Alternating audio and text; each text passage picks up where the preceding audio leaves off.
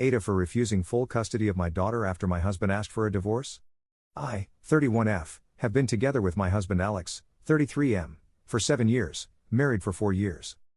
Alex was always really excited about the prospect of children from the beginning of our relationship. I was always on the fence. I've seen how hard single moms have it.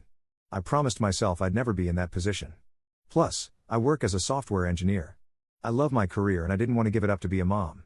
After Alex and I got married, those fears went away.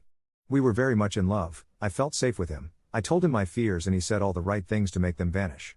So we tried for a baby and had our daughter Ramona 2 years after we got married. The pregnancy and first year with the baby was extremely hard on me. I had multiple health problems during and after the pregnancy that were life-threatening and altered my body permanently.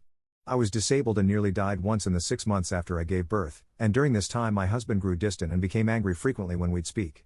I spent a lot of time in and out of the hospital and was unable to work, so a lot of the baby care went to him during this time. It was all I could do to stay alive and get better, being separated from my daughter and husband so much. Eventually I did get better enough to help more with the baby, but after I was discharged from the hospital he barely spoke to me. I want to clarify early that at no time did I ever neglect our daughter if I was able to care for her. I leaned on him a lot during this period, but I was also fighting for my health and my life so that I could continue to be there for her. If I had pushed myself too hard I would have made it worse, or be dead. We stayed in a state of limbo like this for a while. I was still in recovery, not back to 100% yet but able to resume a somewhat normal life, and we shared more responsibility with Ramona. I tried talking to him many times over the next 6 months, but it was more of the same thing.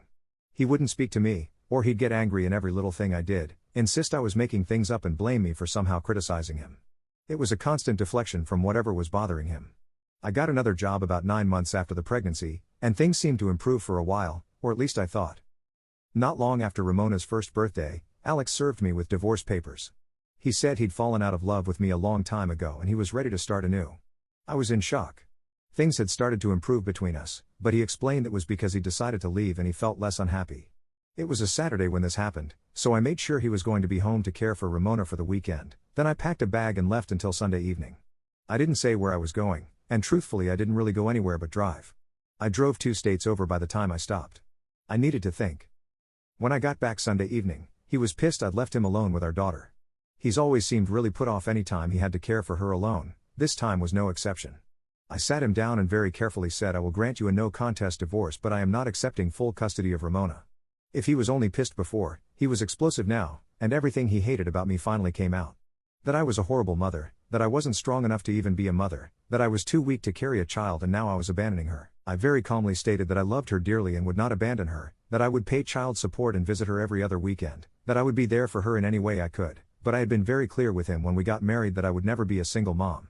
He became borderline violent at this, grabbing things like he was going to throw them and screaming that I was ruining his life on purpose. I wasn't going to stick around to be talked to like this, so I went and checked on Ramona, gave her a kiss, then grabbed my bag and left again. A couple days later his mother texted me. He'd left Ramona with her for a few days and she had some nasty things to say to me.